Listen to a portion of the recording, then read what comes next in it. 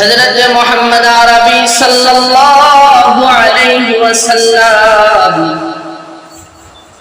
তার চাচা সাইয়্যিদুশ শুহাদা হযরত হামজা রাদিয়াল্লাহু তাআলা আনহু হামজা রাদিয়াল্লাহু তাআলা আনহুকে শহীদ করেছে ওয়াহশী। আল্লাহর নবী সাল্লাল্লাহু আলাইহি ওয়াসাল্লাম ঘোষণা করে দিয়েছেন, ওয়াহশীকে যেখানে পাবা সেখানে কতল করে দিবা, হত্যা করে দিবা। এবারে ওয়াহশী যখন এই ঘোষণা শুনল, তখন ওয়াহশী মুখের ভিতরে কাপড় পেঁচায়া নবীজির সামনে এসে দাঁড়াইছে। দাঁড়ায়া মুখটা খুইলা ডাক দিয়া কয়, ইয়া রাসূলুল্লাহ, চিনছেন আমাকে? আমাকে চিনতে পারছেন নি? আল্লাহর নবী সাল্লাল্লাহু আলাইহি ওয়াসাল্লাম বলেন, কে তুমি? ওয়াহশী বলে, ইয়া রাসূলুল্লাহ, আমি ওয়াহশী।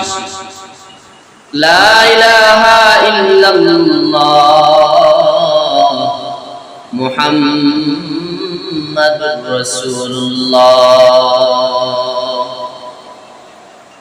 ওয়াহশী নিজের নামটা বলে আল্লাহর রাসূলের সামনে কালেমা পড়ে নিল, মুসলমান হয়ে গেল। মুসলমান হয়ে এবার আল্লাহর রাসূলকে প্রশ্ন করে, ইয়া রাসূলুল্লাহ, এরপরেও কি আপনি আমাকে হত্যা করার আদেশ দিবেন? আল্লাহর রাসূল ওয়াহশীকে ডাক দিয়ে কয়, ওয়াহশী, তুমি যেহেতু ঈমান নিয়ে আসছো, আল্লাহর প্রতি আমার প্রতি যেহেতু ঈমান নিয়ে আসলা, তোমাকে আমি মাফ করে দিলাম। তবে তোমাকে বলি, শোনো, যখনই তোমাকে আমি দেখব তখনই আমার চাচা সাইয়্যিদুশ শুহাদা হযরত হামজার কথা মনে হয়ে যাবে। আমার তো মনে কষ্ট পাপ লাগবে, আর আমি নবী যদি কষ্ট পাই তাহলে আল্লাহ নারাজ হয়ে গেলে ওয়াহশী তোমার বিপদ হয়ে যেতে পারে। অতএব তুমি আমার সামনে এসো। ওয়াহশী আল্লাহর রাসূলের সামনে থেকে বিদায় হয়ে গেল। দীর্ঘদিন চলতে চলতে চলতে এক সময় আল্লাহর রাসূল দুনিয়া থেকে বিদায় নিয়ে চলে গেলেন। ওয়াহশী রওজার সামনেও যায় না, জানাজা পড়তেও যায় না, কারণ আহলে সুন্নাত ওয়াল জামাতের আকীদা অনুযায়ী নবীগণ হলো কবরে জিন্দা। এজন্য ওয়াহশী কবরের নিকটেও যায় না, রওজার জিয়ারত করতে যায় না। জীবিত থাকতে আল্লাহর রাসূল যখন কোন দিক দিয়ে যাইতো, আল্লাহর রাসূল যখন কোথাও বসে থাকতো, সাহাবায়ে কেরামের সাথে কথা বলতো, তখন কি ওয়াহশী গাছের আড়াল থেকে দাঁড়ায় দাঁড়ায় রাসূলকে দেখতে আর মজা উপভোগ করত। আল্লাহর রাসূলকে দূর থেকে দেখা দেখা আল্লাহর রাসূলের জিয়ারত হাসিল করত।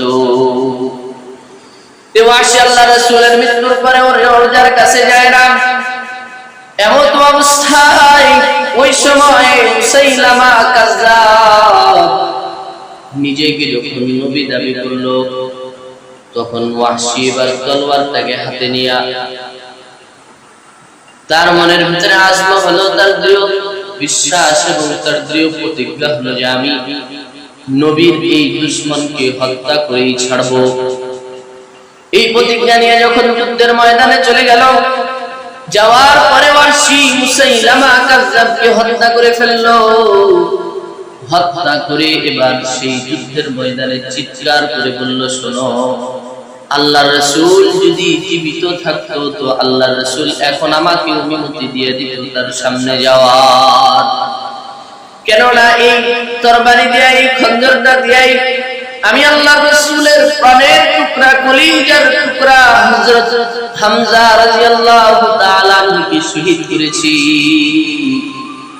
আর এখন আল্লাহর নবীর দুশমনকে একই তলোয়ার দিয়া, আল্লাহর নবীর দুশমনকে একই তলোয়ার দিয়া হত্যা করলাম।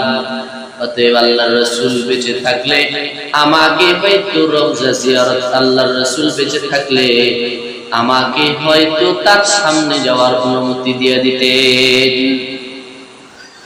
এরকম চিন্তা ভাবনা নিয়ে যখন ওয়াহশী রাত্রেবেলা ঘুমায় গেল, ঘুমানোর পর স্বপ্নে দেখে যে আল্লাহর রাসূল সাল্লাল্লাহু আলাইহি ওয়াসাল্লাম হাজির।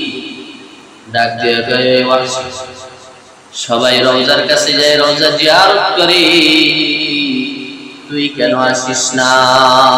তুইও আসবি, আগামীকাল থেকে তুইও আসবি রওজা জিয়ারত করতে।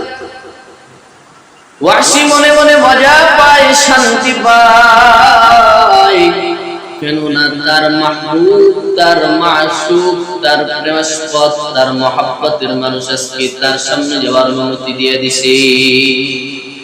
এই জন্যই তো কবি বলেন, মাশূকু সে ক্যা মজা হ্যায়, আশিকু সে পুছো, শাখে গুল মে ক্যা মজা হ্যায়, বুলবুলু সে পুছো। এজন্য আমার ভাইরা, যতদিন দুনিয়াতে জীবিত আছি আল্লাহর রাসূল সাল্লাল্লাহু আলাইহি ওয়াসাল্লামের অনুসরণ অনুকরণ করে বিদায় নিতে হবে। কেননা অনেক মানুষ এমন ছিল যারা আল্লাহর রাসূলের অনুসরণ করেছে, তারপরেও আখিরাতে তাদেরকে উপস্থিত হতে হবে, তাদেরকে হিসাব দিতে হবে। তারা তো রাসূলের অনুসরণ অনুকরণের কারণে হয়তো হিসাব সঠিকভাবেই দিতে পারবে, কিন্তু যদি তুমি রাসূলের অনুসরণ না করো তাইলে তুমি কেমনে কিভাবে আল্লাহর সামনে কোন মুখ নিয়ে দাঁড়াবা? এজন্যই তো চিন্তা করা দরকার, কিয়ামতের ময়দানে মালিকের সামনে কেমনে দাঁড়াবো। এই সকল বিষয় নিয়ে যদি চিন্তা করা যায় তাহলে হয়তো তোমার ভিতরে পরিবর্তন আসবে, তুমি আল্লাহ আল্লাহর রাসূলকে হবে।